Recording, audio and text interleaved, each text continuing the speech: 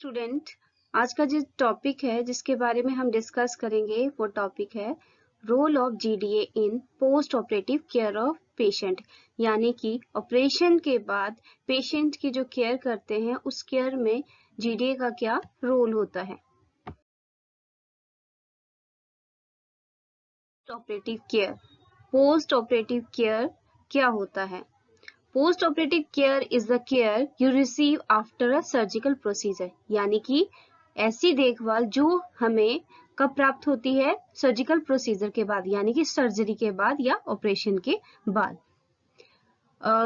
Post operative care किस तरह की होनी चाहिए, किस तरह की पोस्ट ऑपरेटिव केयर हमें पेशेंट को देनी चाहिए, वो डिपेंड करता है कि पेशेंट की किस तरह की सर्जरी हुई है, यानी कि कौन सा ऑपरेशन हुआ है, या ऑपरेशन कितना मेजर है या माइनर है, या कोई कॉम्प्लिकेशन तो नहीं है ऑपरेशन के दौरान। पोस्ट ऑपरेटिव केयर जो है इमीडिएटली आफ्टर सर्जरी के बाद, यानी कि ऑपरेशन के तुरंत बाद ही स्टार्ट हो जाती है।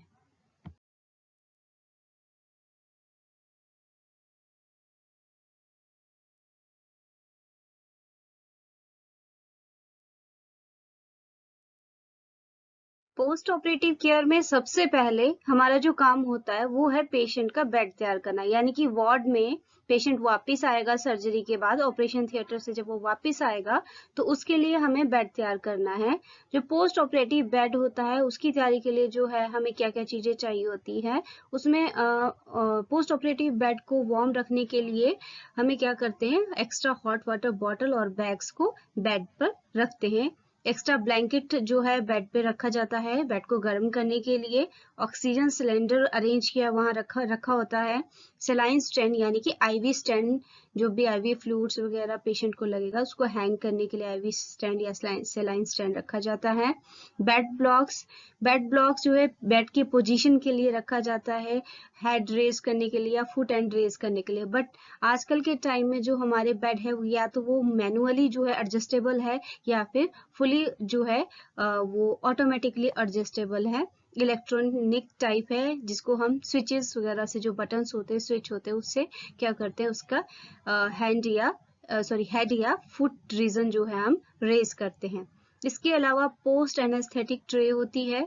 पोस्ट एनेस्थेटिक ट्रे क्योंकि पेशेंट को ऑपरेशन के दौरान एनेस्थीसिया दिया गया है तो उससे रिकवरी के लिए या उससे कोई भी कॉम्प्लिकेशन या प्रॉब्लम हो उसके लिए पोस्ट एनेस्थेटिक ट्रे होती है। इंजेक्शन ट्रे होती है सर्जिकल पेशेंट्स के लिए, जो भी प्रेस्क्राइब जो है मेडिकेशंस है, इंजेक्शंस प्रेस्क्राइब किए गए हैं या नीडेड होते हैं वो एक इंजेक्शन ट्रे में अरेंज किए जाते हैं। आईवी इन्फ्यूजन ट्रे होती है। आईवी इन्फ्यूजन ट्रे में जो है आईवी सेट का सारा सामान, जैसे आईवी सेट हो गया, आईवी इन्फ्यूजन के लिए जो भी जरूरी चाहिए, कैनुला, आईवी सेट, ट्यूबिंग्स वगैरह, जो भी हमारे फ्लूइड्स है वो सारा उसमें अरेंज होता है।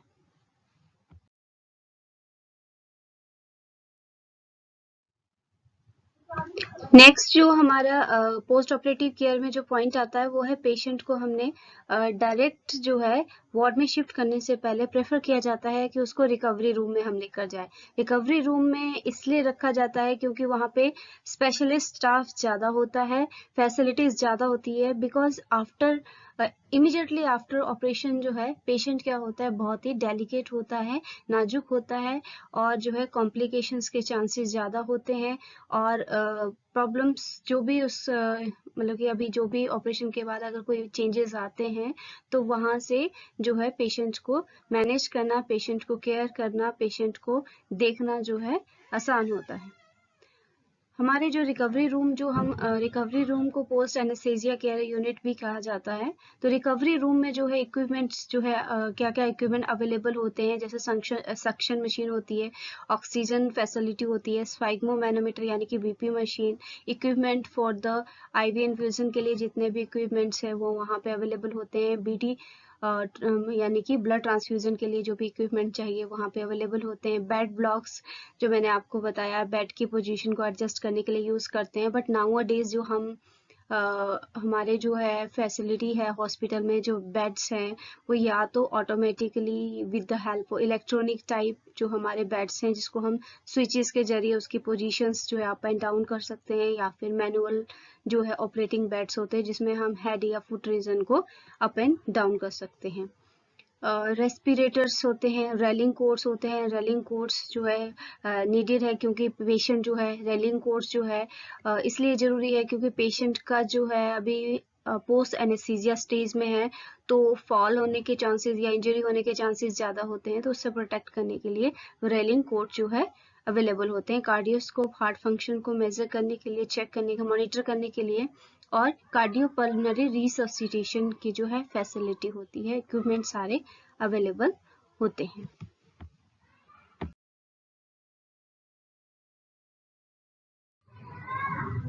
नेक्स्ट जो है हमारे केयर में आता है, पोस्ट ऑपरेटिव केयर में पेशेंट को रिकवरी रूम से वार्ड में ले जाने से पहले उसकी प्रॉपर जो है ऑब्जर्वेशंस करते हैं, कोई प्रॉब्लम तो नहीं है, कोई चेंजेस तो नहीं है, या फिर उसके कंडीशन में कोई हेल्थ स्टेटस में कोई ऑल्ट्रेशन तो नहीं है, वो चेक करते हैं। तो क्या क्या चीज़ें रिकवरी रूम में चेक ऑब्जर्व की जाती है before shifting a patient to ward. जैसे पेटेंसी ऑफ एयर, यानी कि एयरवे की एयरवे जो में कोई प्रॉब्लम तो नहीं है, रेस्पिरेशन नॉर्मल है, temperature, pulse, blood pressure, cyanosis यानी कि bluish discoloration of the skin due to deficiency of oxygen. Recovery from anaesthesia यानी कि एनेस्थीसिया से वो कितना रिकवर हुआ है, रिकवरी हो चुकी है या कितना अभी बाकी है। Nature of the operative wound, यानी कि जो पेशेंट का वुंड है, ऑपरेटिव वुंड है जहाँ पे सर्जिकल इंसिजन या ऑपरेशन हुआ है, वो कैसा है, वो ठीक है, ब्लीडिंग तो नहीं हो रही है, इन्फेक्शन तो नहीं है, रेडनेस तो नहीं है, पेन तो नहीं है वहाँ पे। ड्रेनेज साइट्स एंड ट्यूब, जो भी ड्रेनेज साइट्स और ट्यूब्स पेशेंट्स पे अटैच है, तो वो सारी कैसी है, प्रॉपर ठीक है, कोई प्रॉब्लम तो नहीं है, कोई लीकेज तो नहीं है, तो ये सारा कुछ जो है चेक करते हैं। नेक्स्ट है जब पेशेंट को वार्ड में लेकर लाते हैं, जब हम पेशेंट को रिकवरी रूम से वापस वार्ड में ला रहे हैं, तो जो बेड पे हमने हॉट वाटर बॉटल्स और बैग्स रखे हैं बेड को गर्म करने के लिए, उनको हम क्या करते हैं, हटा देते हैं, पेशेंट को बेड पे लेटा देते हैं। ट्यूब्स, कैथेटर्स, जो भी पेशेंट के लगे कनेक्टेड है पेशेंट से में जो हमने ट्यूब्स या जो भी कैथेटर्स लगा हुआ है, उसको हम क्या करते हैं, हैंग कर देते हैं प्रॉपरली जहाँ पे वो होनी चाहिए। आईवी बैग्स या फिर बॉटल्स जो है सलाइन स्टैंड पे हम क्या कर देते हैं, हैंग कर देते हैं। आफ्टर सर्जरी के बाद जब हम पेशेंट को वार्ड में लेकर आ रहे हैं, पेशेंट को लेटा रहे हैं, तो पेशेंट को जो है क्या करते हैं, सेमी प्रोन पोजीशन देते हैं। सेमी प्रोन पोजीशन यानी कि लेफ्ट लेटरल पोजीशन होती है, वो पोजीशन देंगे। इस पोजीशन का मेन फायदा ये होता है कि इससे जो है एयरवे क्या होता है, ओपन रहता है, प्लस जो है जो एयरवे को ब्लॉक करते हैं रीजंस, जैसे टंग फॉलिंग, जैसे पोस्ट एनेस्थेटिक स्टेज में पेशेंट है, तो क्या होता है, टंग फॉल होने के चांसेस ज़्यादा होते हैं जिससे एयरवे ब्लॉक हो जाता है। या फिर जो है एस्पिरेशन ऑफ सिक्रेशंस, क्योंकि एनेस्थीसिया आपके रिकवरी के दौरान या ऑपरेशन के बाद जो ये सिक्रेशंस हैं वो भी क्या कर सकती है, वो एयरवे में जा सकती है, एस्पिरेशन हो सकता है, या फिर एस्पिरेशन और regurgitation of the stomach content, यानी कि जो भी उसको वॉमिटस वगैरह, वॉमिटिंग वगैरह जो भी होगी, वो जो है बाहर निकलने की बजाय सीधा क्या उसके एयरवे में जा सकती है, ब्लॉक कर सकती है। इसलिए हम पेशेंट को क्या करते हैं, लेफ्ट लेटरल पोजीशन देते हैं। बट पेशेंट की पोजीशन जो है डिपेंड करती है उसकी सर्जरी, टाइप ऑफ सर्जरी पे, कि किस तरह की सर्जरी हुई है, तो उसके अनुसार उसकी पेशेंट की पोजीशन जो है देते हैं। पेशेंट को लेटाने के बाद जो है पेशेंट को ऑक्सीजन स्टार्ट करते हैं। ऑक्सीजन फेस मास्क और नेजल कैथेटर दोनों से दी जाती है, और ऑक्सीजन की ज़रूरत मेनली जो है, जो मेजर सर्जरीज होती है उनमें होती है, बिकॉज जो है ऑक्सीजन की डेफिशिएंसी है, और ऑक्सीजन की डेफिशिएंसी को जो है पूरा करना है ताकि पेशेंट जो है जल्दी से जल्दी रिकवर हो सके और उसको ब्रीदिंग से रिलेटेड कोई भी प्रॉब्लम ना हो। पेशेंट का जो है वाइटल साइन नोट किए जाते हैं। वाइटल साइन में जैसे temperature, pulse, respiration, blood pressure, और जो है पेशेंट के जो है वाइटल साइन जो है हाफ आवरली नोट किए जाते हैं। ऐसा इसलिए करते हैं कि पेशेंट की जो हेल्थ स्टेटस है, कंडीशन है, उसमें कोई ऑल्ट्रेशन तो नहीं है, कोई चेंजेस तो नहीं है, उसकी कंडीशन स्टेबल है या कोई प्रॉब्लम तो नहीं है। नेक्स्ट हम क्या करते हैं, हमारा जो है पेशेंट को वार्म रखना होता है। वार्म रखने के लिए पेशेंट्स को जो है एक्स्ट्रा ब्लैंकेट हमने बेड पे लगाया हुआ है जिससे वो वार्म रहेगा। डायरेक्ट हीट जो है नहीं प्रोवाइड की जाती बिकॉज ओपन वुंड के लिए डायरेक्ट हीट जो है प्रॉब्लमेटिक होता है। नेक्स्ट जो है पेशेंट्स का जो है फ्लूइड जो है लेवल है, बैलेंस है, वो मेंटेन करके रखना होता है। तो पेशेंट का जो फ्लूइड लेवल जो है मेंटेन करने के लिए पेशेंट को नॉर्मल सेलाइन दिया जाता है और रिंगर लैक्टेट जो है जो आईवी फ्लूइड है, इंट्रावेनस फ्लूइड है, वो दिया जाता है। एनर्जी जो पेशेंट की एनर्जी को नीड को पूरा करने के लिए 5% डेक्सट्रोज जो है दिया जाता है पेशेंट को, ताकि पेशेंट का जो है फ्लूइड और इलेक्ट्रोलाइट बैलेंस जो है मेंटेन रहे। नेक्स्ट वन जो है हम करते हैं, नेक्स्ट हमारा जो पोस्ट ऑपरेटिव केयर में स्टेप होता है, पेशेंट को हम कंफर्टेबल पोजीशन में अगर अलाउ करते हैं सोने के लिए, अगर वो फुली कॉन्शियस हो गया यानी कि एनेस्थीसिया से वो रिकवर हो गया है। हम पेशेंट को अर्ली मोबिलाइजेशन एनकरेज करते हैं डिपेंडिंग अपॉन द सर्जरी। जैसे कार्डियक सर्जरीज होती है उसमें हम पेशेंट को जो है जो भी प्रिकॉशंस होती है उसको, जो भी इंस्ट्रक्शंस होती है उसके अकॉर्डिंग ही मोबिलाइजेशन करते हैं। बट अगर अदर सर्जरीज हुई है जिसमें कॉम्प्लिकेशन या प्रॉब्लम नहीं है तो अर्ली मोबिलाइजेशन यानी कि next day of operation he patient की मूवमेंट को अलाउ कर देते हैं। इसके अलावा जो है नेक्स्ट जो हमारा जो स्टेप होता है, पेशेंट को जब वो पेशेंट पूरी मेजर सर्जरी हुई है, अगर किसी भी पेशेंट की मेजर सर्जरी हुई है, कोई बड़ी सर्जरी हुई है, तो पेशेंट को हम जो है फॉलर पोजीशन में लेटाते हैं। फॉलर पोजीशन में यानी कि जो पेशेंट की जो बैक होती है, पेशेंट का जो हेड होता है 80 से 90 डिग्री जो है रेज होता है। तो फॉलर पोजीशन जो हम पेशेंट को देते हैं, तो फॉलर पोजीशन इसलिए देते हैं क्योंकि फॉलर पोजीशंस के जो है पोस्ट ऑपरेटिव केयर में बहुत सारे फायदे हैं, पेशेंट के लिए बहुत हेल्पफुल है। तो ये फायदे क्या होते हैं, इट परमिट्स डीप ब्रीदिंग यानी कि डीप ब्रीदिंग में हेल्प करती है। इट रिलीव फ्लैटुलेंस, फ्लैटुलेंस यानी कि जो गैस बनती है पेट में, तो वो जो है उसको रिलीव करने में हेल्प होती है। क्योंकि जितना ज्यादा फ्लैटुलेंसिस होगा उतना ज्यादा जो है जो वुंड साइट है उस पर प्रेशर पड़ेगा, पेशेंट को पेन होगा। It permits gravity drainage of discharge यानी कि जो डिस्चार्ज है उसका जो है फ्लो में या उसकी ड्रेनेज में जो है क्या करता है, फॉलो पोजीशन जो है हेल्प करेगी। इसलिए फॉलो पोजीशन दी जाती है पेशेंट को अगर उसकी कोई मेजर सर्जरी हुई है। कुछ पेशेंट क्या होते हैं, जब वो एनेस्थीसिया से रिकवर होते हैं या एनेस्थीसिया से रिकवर हो रहे होते हैं, एनेस्थीसिया से रिकवर होने के बाद उनको वॉमिटिंग होती है। तो वॉमिटिंग अगर पेशेंट को हुई है तो पेशेंट को हम क्या देते हैं, पानी के सिप देते हैं और जो है पूरा गिलास पीने के लिए नहीं कहेंगे, just some sips of water हम उसको अलाउ करेंगे, प्रोवाइड करेंगे और डीप ब्रीदिंग एक्सरसाइज के लिए उसको एनकरेज करेंगे, डीप ब्रीदिंग एक्सरसाइज करवाएंगे। और अगर फिर भी वॉमिटिंग रिलीव नहीं हो रही है, उसको फिर से मतलब वॉमिटिंग कंटिन्यू है, वॉमिटिंग होती जा रही है यानी कि उल्टियां होती जा रही है, तो एज पर डॉक्टर इंस्ट्रक्शंस जो है हम क्या करते हैं उसको एंटीमेटिक्स यानी कि वॉमिटिंग की दवाइयां देते हैं।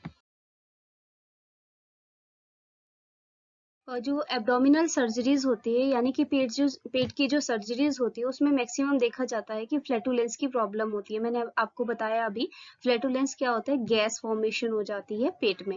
तो फ्लैटुलेंस की वजह से क्या होता है, पेट में ज्यादा दर्द बढ़ जाता है और वैसे ही पेट की सर्जरी हुई तो ये प्रॉब्लम्स को और बढ़ा देता है, पेशेंट को अनकंफर्टेबल बना देता है। तो इसके लिए फ्लैटुलेंस को कम करने के लिए जो है अर्ली एम्बुलेशन करवाया जाता है। एम्बुलेशन यानी कि पेशेंट को अर्ली मोबिलाइजेशन करवाए जाते हैं, नेक्स्ट डे ही पेशेंट को मूवमेंट स्टार्ट कर दी जाती है। और अगर फिर भी प्रॉब्लम सोल्व ना हो तो एंटी फ्लैटुलेंट जो ड्रग्स होते हैं यानी कि गैस के लिए जो दवाइयां होती है वो दी जाती है ताकि उसको गैस पास हो जाए और कॉम्प्लिकेशंस जो है वो जो प्रॉब्लम उसको हो रही है, डिस्कम्फर्ट जो उसको हो रहा है वो जल्दी से जल्दी ठीक हो जाए। जो है पोस्ट ऑपरेटिव केयर में जो मेन इंपॉर्टेंट पॉइंट है वो है डाइट।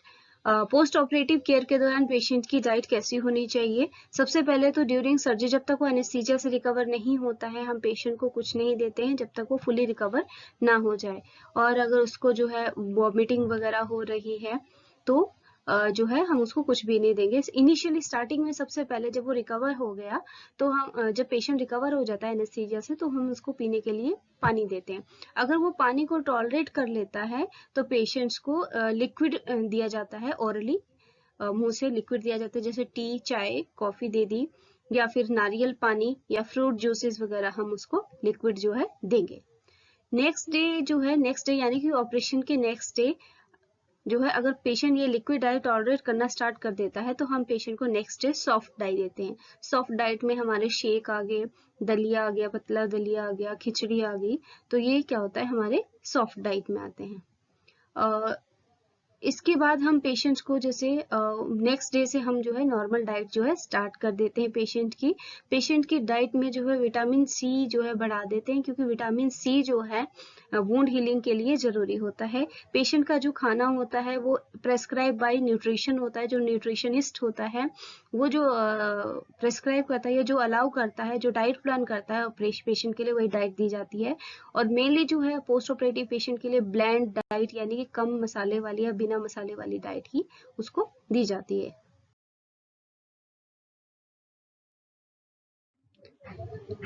ऑपरेशन के तीसरे दिन पर हम लोग ऑपरेशन के बाद तीसरे दिन जो है पेशेंट को जो है हम लोग जो है एडिक्वेट डाइट स्टार्ट कर देते हैं, जो उसकी नॉर्मल डाइट होती है, और जो है पेशेंट का जो है स्टूल पास कर देता है, पेशेंट का जो मोशन है वो भी स्टार्ट हो जाता है। कुछ पेशेंट्स होते हैं उसमें कॉम्प्लिकेशंस आती है, उनमें जो है रिटेंशन ऑफ यूरिन के जो खतरा जो है बढ़ जाता है। रिटेंशन ऑफ यूरिन होता है और वो यूरिन पास आउट नहीं कर पाता है, यूरिन जो है रिटेन रहती है ब्लैडर में, ब्लैडर जो है यूरिन पास आउट नहीं कर पाता है।